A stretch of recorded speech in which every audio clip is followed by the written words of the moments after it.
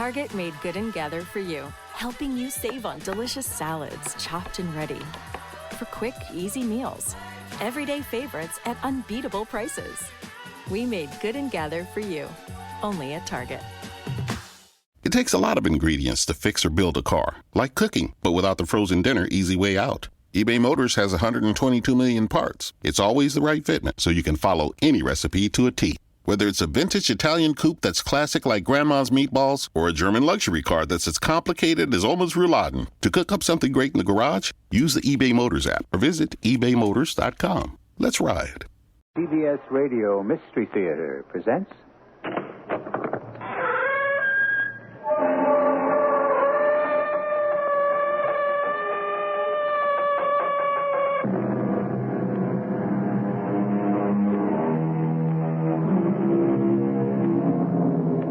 Come in.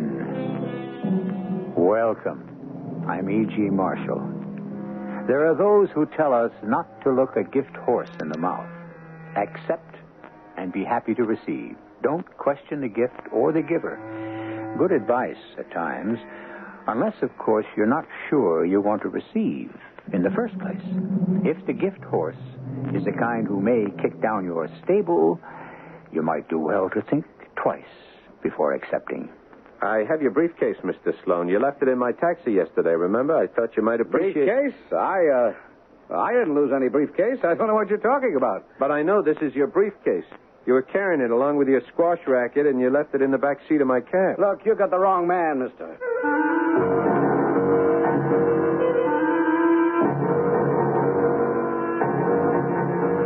Our mystery drama, The Briefcase Blunder, was written especially for the Mystery Theater by Karen Thorson and stars Paul Hecht and Ann Williams.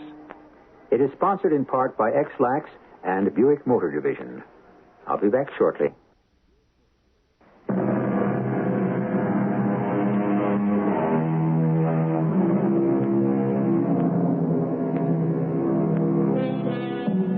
Taxicabs can be lonely places.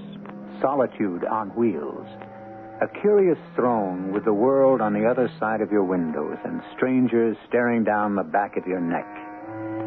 Conversations are half-hearted at best, with eye contact, that most human of exchanges, relegated to chance glances in a smudged rearview mirror, and with money passed gingerly between driver and passenger, the only true constant. A potentially dangerous constant. At least so it was for Harry Owens. He drove a taxi and tried to encourage big tippers until one day when the tip turned out to be more than he'd bargained for. Driver, this'll be fine. I'll get out at the light. Okay, as you like, sir. That's $2.95. $2.95? Let's see.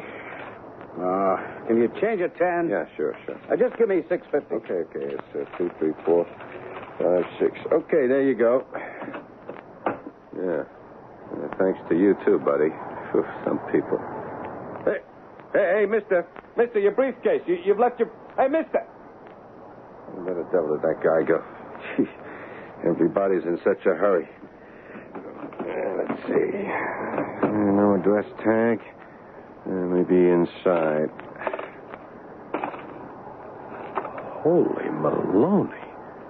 Whew, solid greenbacks. There's no address in here. Gee, talk about striking a jackpot. Ooh-wee, I gotta call Molly. Hey, Molly, guess what?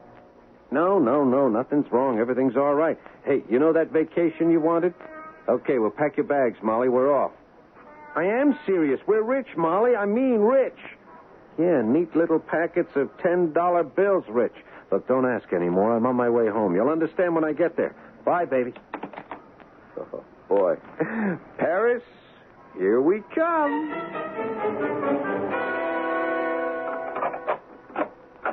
Molly, I'm home. Harry? Now, what is this? Hey, just look here, Molly. Look at this. Harry! Yeah, that's a trip to Paris and a new taxi cab of my own. I'll start my own fleet. I don't understand. There's not much to understand. I found it on the back seat of the cab. No address, no nothing. We are meant to have this, Molly. Meant to have it? Yep.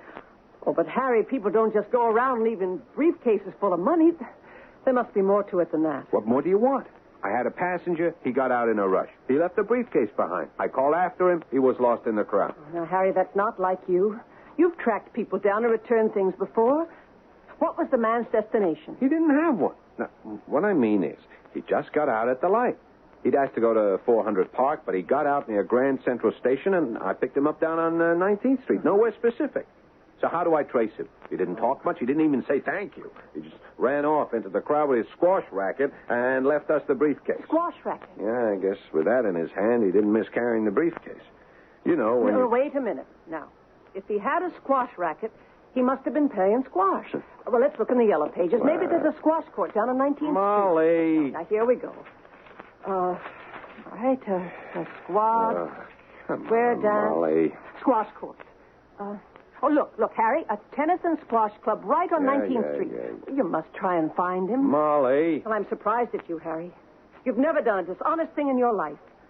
This money isn't ours, and you know it. Now, if you return it, there's probably a reward. From the looks of it, there's enough there for a crowd. Yeah, that's just what I mean. It's a fortune landed right in our laps, all our dreams.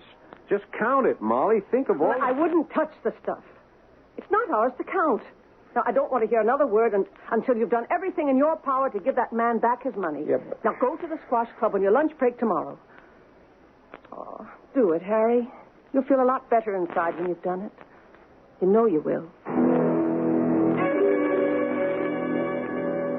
I'm sorry, sir, but that's against club regulations. We do have someone who might fit that description, but I'm not allowed to give out members' names. You'd have to leave the briefcase with me, and I'll find out if anyone claims it myself. Hey, look, you can't have that many members with heavy eyebrows and a mole on the left cheek. Come on, let me see the guy. I'll know right away if it's him. I know faces. All I do every day is look at strange faces. I'll put this briefcase in the hands of its owner and nowhere else. But this is highly irregular. You can't just... Oh, all right, I suppose this is an exceptional situation, and you have come all this way. Right. Yeah, come along with me. We'll go into the squash courts. The gentleman you describe happens to be here right now. You can take a look and see if he's the right one. Third court, down on your left. Those two men over there. Yeah, that's the man. That's him. I thought it might be. Well, wait while they finish this volley. There. Mr. Sloan. Excuse me, sir. There's someone to see you about something you left in the taxi What is cab. it, Amos? I can't hear you. I have your briefcase, Mr. Sloan. You left it in my taxi cab yesterday, remember? I thought you might appreciate... Briefcase? I don't know. I didn't lose any briefcase. I don't know what you're talking about. But this is your briefcase. You were carrying it along with your squash racket. You left it in the back seat of my cab. Look, if you found a briefcase, then turn it into your cab company. They have a lost and found. You got the wrong man, mister. Come on, Frank. Let's finish the game. Well, I've done what I can for you. There's no one else here who could fit your description. But that was my passenger. I'd know him anywhere.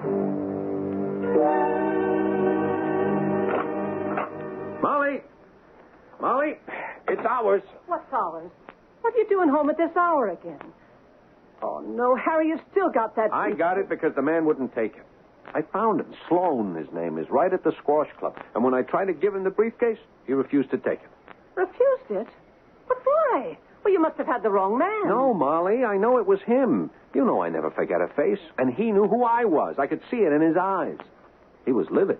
As if somehow I'd insulted him, trying to return it. He practically had me thrown out of the club. But it just doesn't make sense. Never mind what makes sense, Molly. He didn't want it. And now it is ours, conscience-free and clear. Well, if he didn't want it, then he must have a reason. Oh, Harry, I don't like this. Why would anyone carry around that much cash in a briefcase anyway? Now, it has to be something illegal. Illegal or not, there's no way we'll ever find out. Well, I want you to go to the police. What? The police? They won't know any more than we do. They couldn't possibly solve this, especially when the owner himself denies that it's his.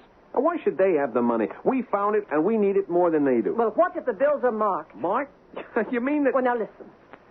These bills may be no good at all. It may be a plant. Oh, Harry, I think we should go to the police. But if you don't, I will. I want to see the commanding officer, please. It's a matter of utmost importance. I won't see anyone else. Lieutenant Bender's a busy man. He hasn't I any time assure you he'll have time for me now. Here, look at this. What the... Where'd all that money come from? Well, if you'll get me to Lieutenant Bender, I'll tell him and no one else. Lieutenant Bender will see you now. I'll be down the hall if you need anything, Lieutenant. Well, now, sir. What seems to be all the urgency? Say, haven't I seen you... You're Frank, the other guy on the squash court. Frank Bender, that's right. I'm the lieutenant in charge here. So you're the cab driver who broke in on our game. What are you doing here? Well, I'm returning the briefcase. I mean, someone left it in the back of my cab. I don't know what to do with it. The thing is, well, here, look, it's full of money. Look. Well, indeed it is. A real bundle, it looks like. Well, maybe you'd better begin your story all over again, from the beginning. I told you, Lieutenant, someone left this in the back of my cab. But what were you doing at the tennis and squash club? Trying to return it. You see, I picked up this passenger there. I thought maybe it was his briefcase. But I must have been mistaken. It wasn't his. You saw for yourself. So I did. Although I had my mind more on the squash game than on any lost briefcase. Sloan didn't seem to give it any importance. Well, I obviously had the wrong man. Anyway, all of this money, I thought I'd better turn it over to someone responsible. I never expected to find you here. Nor I you. Yeah, but now that you have the briefcase, Lieutenant, can I go, please? I just wanted to turn it in. The police seem better than the cab company with so much money and all, but I have to get back to my job. Hold on a minute. Wait a minute. We don't even know your name. Harry, Lieutenant Harry Owens. The officer outside has all the information. I really have to go. I'll be in trouble with my boss. All right. We'll be in touch with you if we have any more questions. Questions? I told you all I know. Everything. Well, then there shouldn't be any problem, should there, Harry? No, sir. Well, thank you. Goodbye.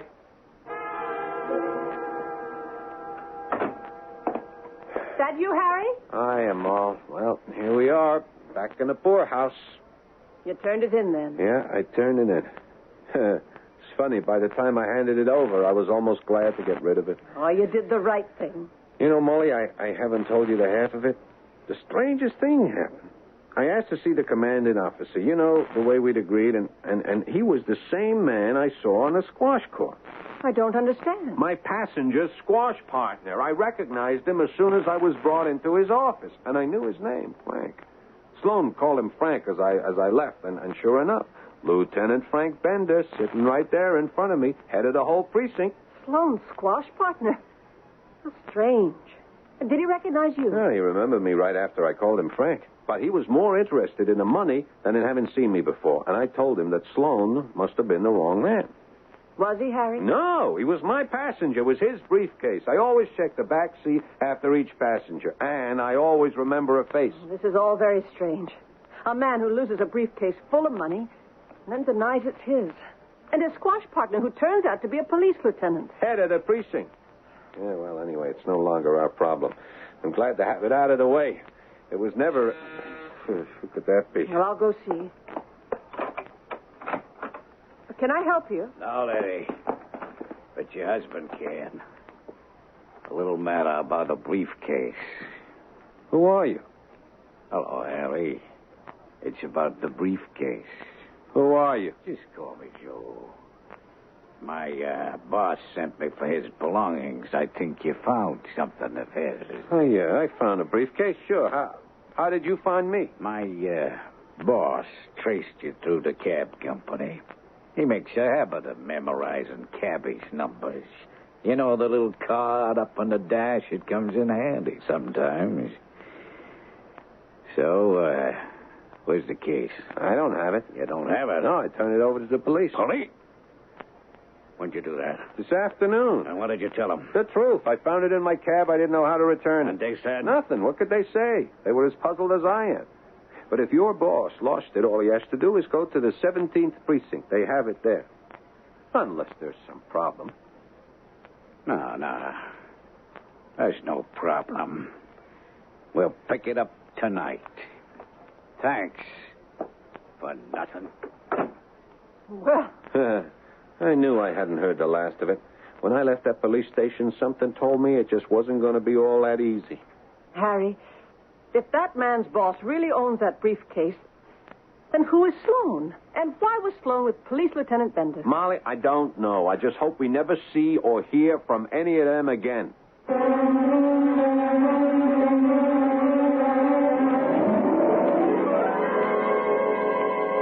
Would you have turned in the briefcase?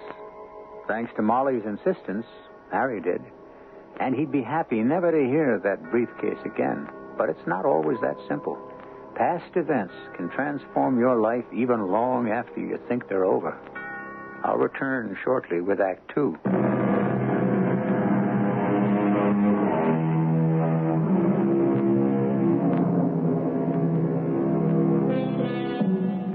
A simple taxi ride can turn into a nightmare.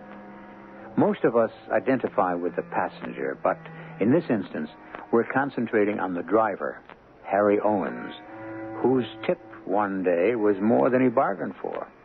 Most people would be delighted to come across a briefcase full of money. Harry was, but his delight didn't last.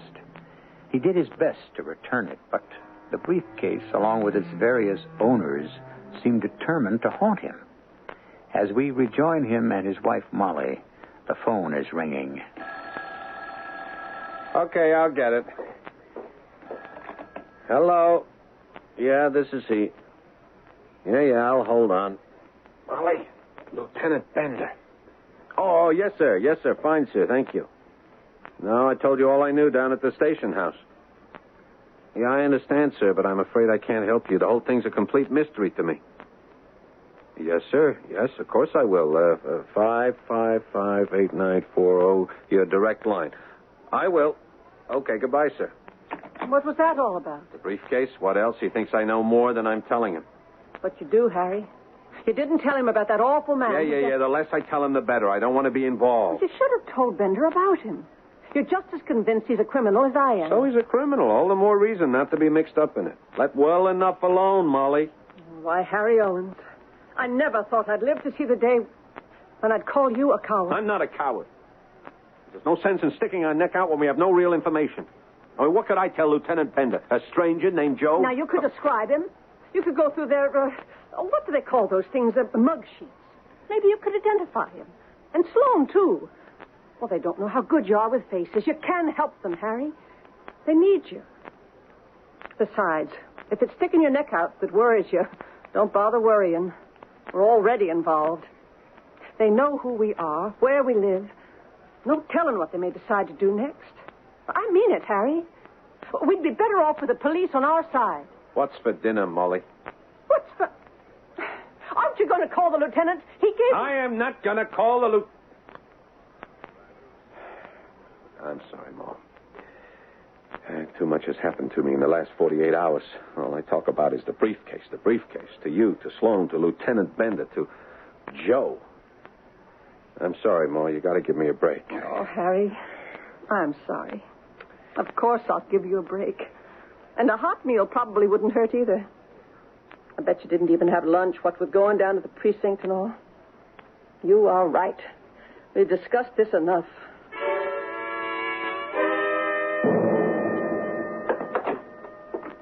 Is that you, Harry? How was your day? Okay, I guess. I went to see Lieutenant Bender. You did? Oh, I'm so relieved. I knew you'd come round. Well, I couldn't help thinking about it, driving around in the cab, and I figured... Well, you figured right. Well, I went through some mug sheets, and I did recognize Joe. A picture taken last year when he was arrested on some minor assault charge. He's some kind of errand boy for the tough guys. He does a lot of their dirty work. He's done time, but never longer than a couple of months. Oh, Harry. Anyway, Bender was real pleased. He said he's given us police protection for the next week or so. Look out, across the street and a tail on my cab. It's real cops and robbers stuff, Molly. They even gave me a direct line to the station house, monitoring my cab radio. Looks like we're really onto something. It sounds like you've joined a new club. Well, I always liked detective work ever since I was a kid. You know how I make a habit of studying faces. It's all the same game. And Sloan? Did you find out about him? No, not really. I told them he was, without doubt, my passenger and somehow involved with the briefcase. But Bender said I should leave that part to him. Apparently, he suspects Sloan of something, but he won't tell me what. Harry, you will be careful. Of course I will. All I'm to do is keep on the lookout for anything new. And keep in touch with Bender every hour or so. He'll be meeting with Sloan tomorrow morning. I think he has some kind of a plan. Good game, Sloan. You were ahead of me all the way. Say, you know who walked in the other day? No. That funny little guy, the taxi driver who came in here one day looking for you? Finally turned in that briefcase. Not to his cab company, but to the police. And of all people, right to me. Hey, you're kidding. I'm not kidding. And what's more, you'll never guess what was inside the briefcase. Money. $10 bills, all in neat little stacks. $40,000. 40,000? Well, that's impossible. I can say you're kidding. 40,000 smackers. I'll bet you wish you'd hung on to that briefcase. Huh? Oh, well, if I'd only known, sure. So, what'd you do with it, Frank? Have you tracked down the owner? No, not a chance. Not a clue. Just a taxi driver who seemed to want to get rid of it as fast as he could. He seems scared of something. But until he coughs up whatever it is, we've got nothing to go on. Hello, Joe. Look, it's Sloan here. They're on to that taxi driver. And the little crook, he lifted 10 grand of the bread for himself before he turned it in. Yeah, but it's perfect now. We have a handle on him. We can scare him into being quiet for sure. No. He doesn't really know anything. But I want to make sure he doesn't get curious. He's stirred up enough dust as it is. Yeah, that's it. A little meeting down at the garage. You know what to do.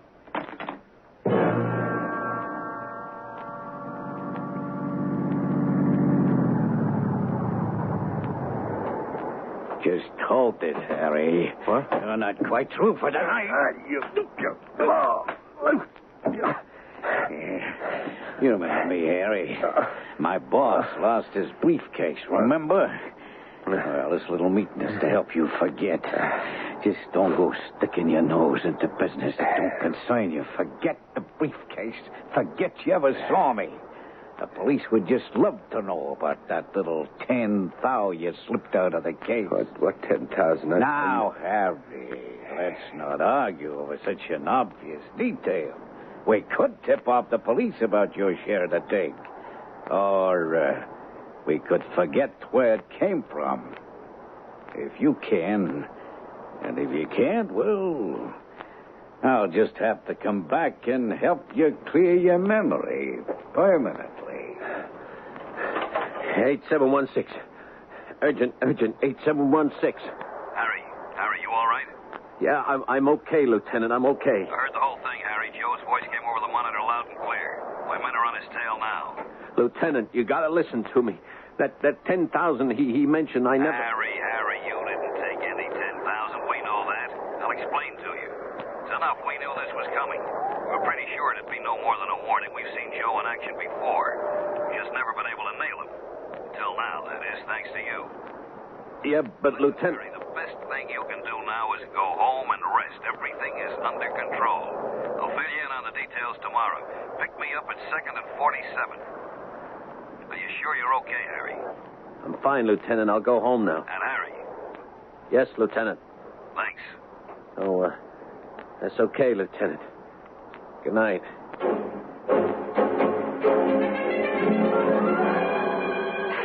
I'm Molly. sorry, honey. I know it hurts. We'll have this bandaged up in a minute. Can you tell me once and for all just what happened? I can't make head and tail of your story. Well, I can't tell you any more than I already told you. Joe was waiting for me in the garage. He told me to keep out of his business and forget all I know, or he'd tell the police I took 10 grand out of the briefcase before turning it in. But how? How would I know how? All I know is he thinks I have 10,000. 10,000 I never took. But Lieutenant Bender is sure you don't have. Right. And how does he know? I don't know. He trusts me. Oh, I don't like this. Someone's setting you up. Molly, I'm meeting with the lieutenant tomorrow. He's going to explain everything. He told me you would. You really trust the lieutenant? Trust? Of course I trust him. What do you think? Well, I'm not so sure I trust him myself. Molly. Now, what if all he wants is a share of that money for himself? But he doesn't want... Now, look, I don't know how he got to Joe, but he sure knew Joe was coming. And he heard all that Joe said over your radio, thanks to his monitor. Oh, he was on the squash courts with Sloan. You can't forget that. It's all a little too pat. Well, how much money was in that briefcase? I don't know, $50,000, I think. So if Bender wants to keep 10 for himself, he simply declares that the briefcase held only $40,000 when you turned it in. Molly, you can't think... Well, I not only can think, I do. I don't know where all that cash came from in the first place, but they got their hooks into it and into you. I'm quite sure of that. Now, stop it, Molly. I'm not going to think this way. I do trust Bender. I've been dealing with him. I know him. You don't. I know it all sounds confusing tonight, but I'm sure he'll straighten it all out tomorrow.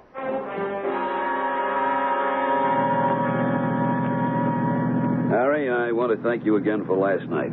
I'm sorry you got roughed up. No harm done, Lieutenant. Nothing permanent. You'll be glad to know we tailed Joe right back to his new headquarters. Oh, yeah? Our narcotics ring, holed up in the Bronx. We've had our eyes on it for some time. I guess you're wondering how we knew Joe would be at the garage and what that business about the $10,000 was. Yeah, it was. You remember Sloan? Sure, of course. Well, I gambled on your talent for remembering faces and decided to find out if Sloan was indeed mixed up in all this. Now I know that he is. How's that? Well, when I met Sloan that next day for a squash game, I mentioned you'd turned in the briefcase. Sort of a small world. What a coincidence tale, you know. I told them that the briefcase contained $40,000 in cash. $40,000? That's just what Sloan said. Oh, it was obvious that struck a nerve. He knew there was $50,000 in there just as well as I did. $50,000, but you... Why the surprise, Harry? That's what you turned into me, isn't it? Yeah, but I just thought... You thought I might believe that you took it. Well, I did think someone might be setting me up for a frame. Not a chance. You gave us $50,000, we still have $50,000. You see, the minute Sloan heard $40,000, he figured you took 10 for yourself. And he figured he could blackmail you into silence with a threat from his flunky. I see. Joe. Joe has to be working under his orders because no one but Sloan could have told him about you and the missing $10,000. The $10,000 I never took. The $10,000 nobody took. But unfortunately, none of that will ever stand up in court. In order to tie Sloan in with Joe... And the narcotics ring. Oh, you catch on quick. Now, in order to tie them all in together, we have to set a new trap. You say we? I mean we. With your help, Harry. That is, of course, if you're still willing to help. Lieutenant, I'd be proud to help you.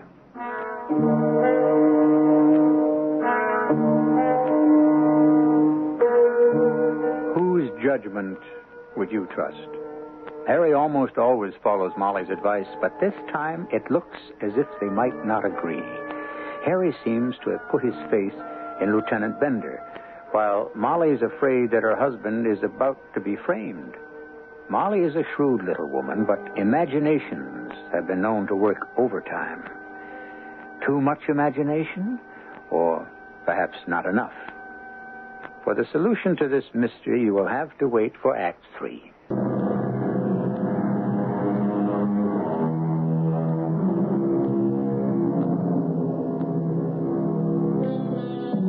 It's strange enough when you find a briefcase full of money, but even stranger when you find that nobody wants it.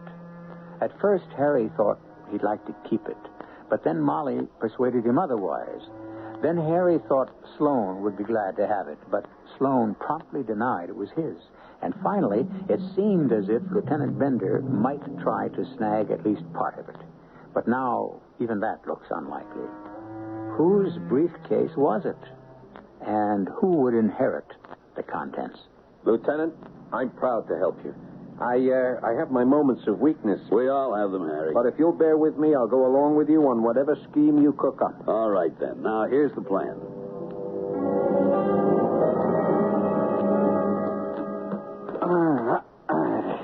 That's just what the doctor ordered, huh, Frank? A good massage after a good game. Oh, gets all the kinks out, that's for sure. I don't know what I'd do without these squash games to break the routine. I always come out of the shower feeling like a new man. Yeah, ready to tackle the day all over again. Well, almost. Days like today, I wouldn't want to repeat. We still have 2 homicides, 1 suspected arson, 7 unsolved petty thieveries, and not to mention that crazy briefcase full of cash. It's still sitting around unclaimed. Oh, yeah. The taxi driver's big find. Huh? That's the one. No one else seems about to step forward and claim it. Strangest thing. No cash robberies, no missing property, no clues at all. I'm afraid it'll have to go down on the books as unsolvable. No leads left to follow, huh? No leads, and no time, and no manpower either. Oh, well. Hey, how are you doing on that narcotics case? The same run around, one false lead after another. What happened to that big shipment you got wind of? Just disappeared into thin air. Oh, the drugs got into the country, all right. We've seen signs of them on the street. But my tip-off turned out to be some penny ante side order, no more than a couple of ounces. Hardly worth busting. They fed you just enough to keep you busy while they snuck in the big stuff. Yeah, looks that way. And I don't want to turn in the little guys when it looks as if I have a chance of bagging the big one, you know? So I keep treading water, Excuse hoping me, for... Mr. Sloan, there's a call. You can take it on the house phone on the wall there. Okay, thanks, Amos. I'll pick it up in a second. Yes, sir. Sorry to bother you, sir. They don't even let you alone in the showers. Talk about station house addicts. Count yourself lucky. In my beat, they follow me wherever I go. Hello? Sloan here. Who? Oh, yeah, I remember. So what do you want? Something I ought to... Well, come on, make it snappy. I haven't got all the time in the world. What? You what? Well, look, I can't talk to you over the phone. Yeah, 10th and Broadway in front of Grace Church. Okay, in 50 minutes. Yeah, it never stops. New lead? Oh, you never know, but you always have to jump just in case. Well, maybe this one's the big one. This one? Yeah, it could be a big one. Look, Frank, I'm sorry to leave you in a rush. This guy sounded impatient. Oh, thanks for the game. My pleasure, Sloan. My pleasure.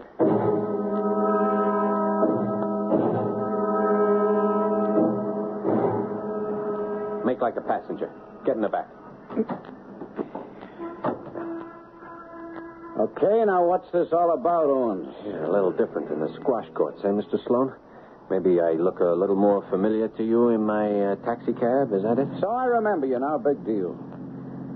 Now, what is this story you were giving me over the phone? You say you saw me. Right, Mr. Sloan, I saw you all right. And I saw more than you. I saw you with Joe. Joe? Joe who? Well, I don't know what you're talking about. Come on, Sloan. We're past that kind of pretending. Try a little harder. I know a lot more than you thought I knew. You see, I followed Joe when he left my place. Tailed him, I think you'd call it, and I continued to follow him over the next couple of days. I don't like strangers busting into my house. Oh, I still don't see why they should matter to me. I have to spell it out for you, do I? All right, then, Sloan. I find a briefcase full of money, which I tried to return to you. You deny that it's yours. You even look insulted, as a matter of fact. And then you send your friend Joe to pick up the briefcase, for of course it is yours, at my house. Only to find that I have followed your suggestion and turned it over to the authorities. I said to the cab company. Yeah, I figured your property would probably be safer with the police. Now, I've done a lot for you, Mr. Sloan. You don't seem to realize that. In fact, that's why I come to you now. I thought you might be a little more appreciative. Appreciative? You already got 10 grand for yourself. Ah, now we begin to speak the same language. I still don't know what you expect to get out of me. Well, another 10 grand, for instance? Another 10 grand? I figure there has to be more where that first caseload came from. Silence is expensive these days, Mr. Sloan. And you think I'm dumb enough to give in to your blackmail? Once you have 20 grand, what's to stop you from asking for 30? 20 grand will buy me my own taxi cab. I want no more than that. You're just going to have to trust me, Mr. Sloan, and I don't think you really have any choice. Oh, I don't know. We can let the police know that you lifted... What, that the 10 grand that disappeared somewhere between you and the police? So what if I did take it? The police couldn't prove anything, even if you did tip them off. Unless, of course, you're prepared to go in and testify that 10 grand is missing from your briefcase. Now, somehow, I get the idea you wouldn't want to do that. Well. You're a lot smarter than we gave you credit for, Harry. Yeah, a lot smarter. It looks like we may just have to do business together after all. You realize, of course, I don't carry that kind of cash with me, so I'll have to... Oh, you'll have plenty of time to get the 10 grand, Mr. Sloan.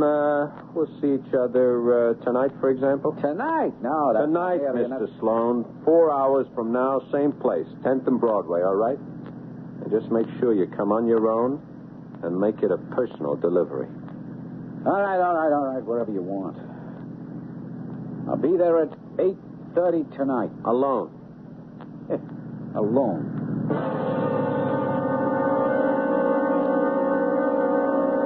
Hello, Molly? Oh, hi. I called to tell you not to wait dinner. I have a meeting with Bender. No, I did see him this morning. I just have to see him again. Yeah, he explained the whole thing to me. There is no missing 10 grand or anything. I'll tell you about it when... What? No, nothing dangerous, Mal. Just a little more detective work. Anyway, I got to run now. I'll be late. Oh, and Mal, I love you. Bye.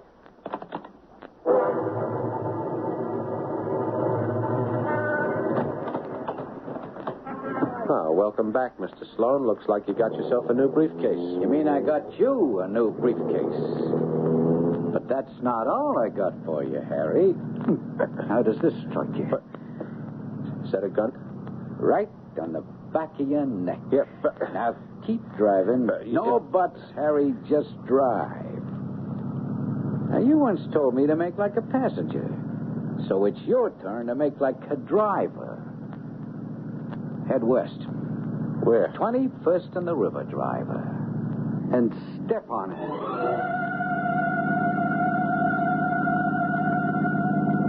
Okay. Make a left here, Holmes. Hey, that's a dead end. Make a left. There's a friend of yours here who's been waiting to see you. All right, now pull up here.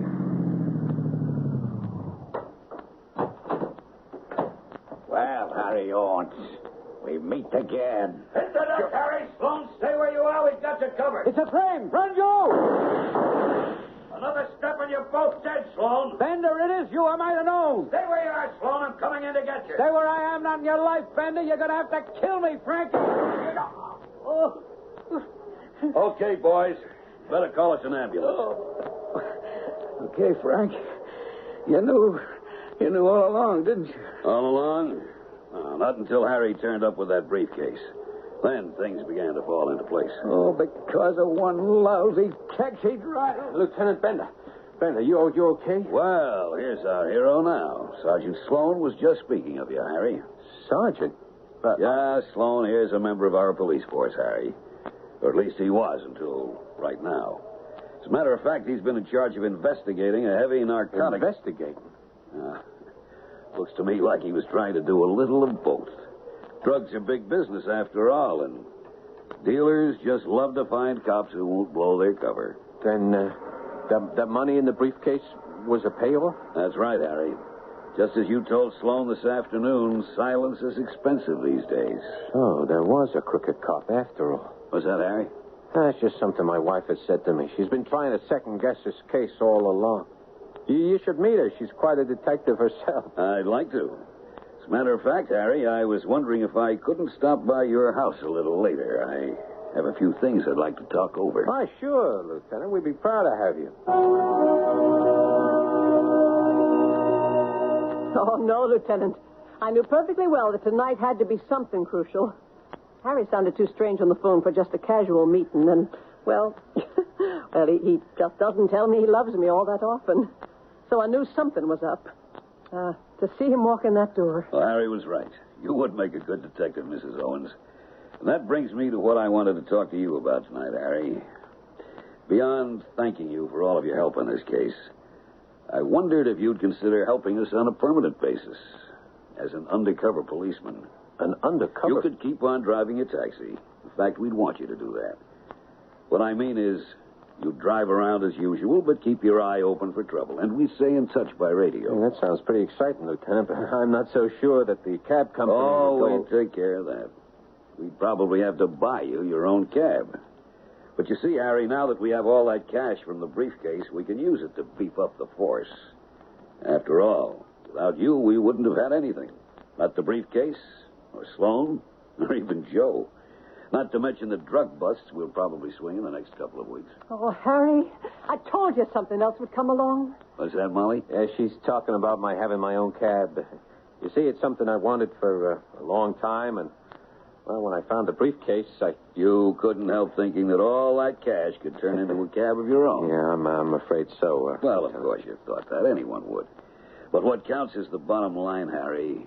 And you opted for honesty. And that's why you'd make a good cop. And why Sloan was a bad one. That's right, Molly.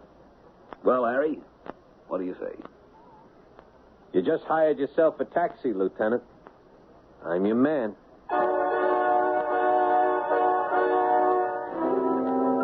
So the briefcase was Sloan's, and he denied owning it only because Lieutenant Bender was with him. But later, when he tried to retrieve it, it was too late. Too late to retrieve his money, and too late to stop the chain of events that would lead to his arrest. Greed was his downfall, as it might have been for Harry, had he kept the briefcase instead of turning it in. I shall return shortly.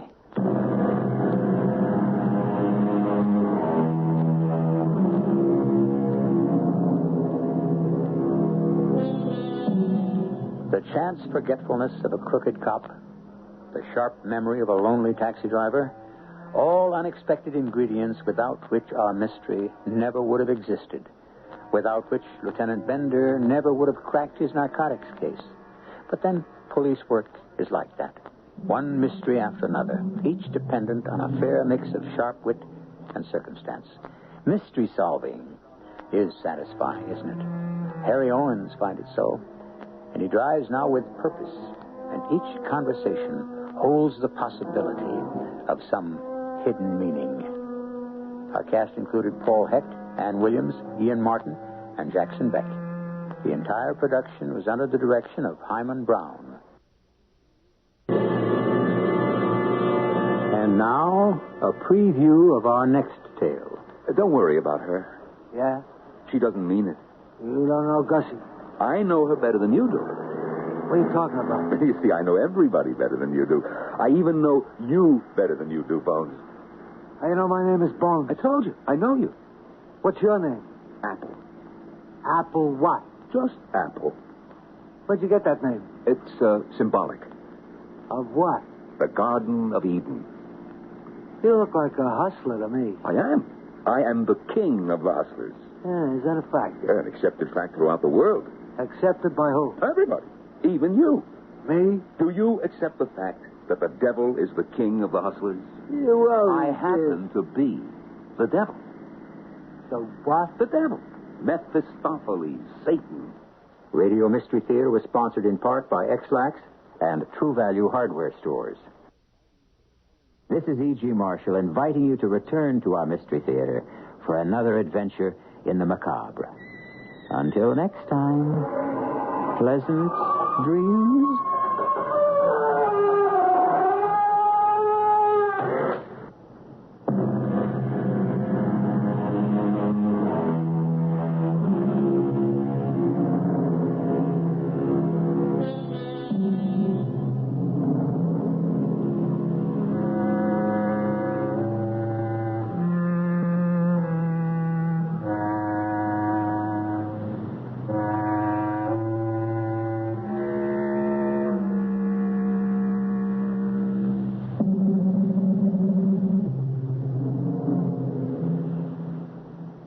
Gearheads know that some projects need so many parts, it feels like you need a whole storage unit just to store them. That's what eBay Motors' 122 million parts are for.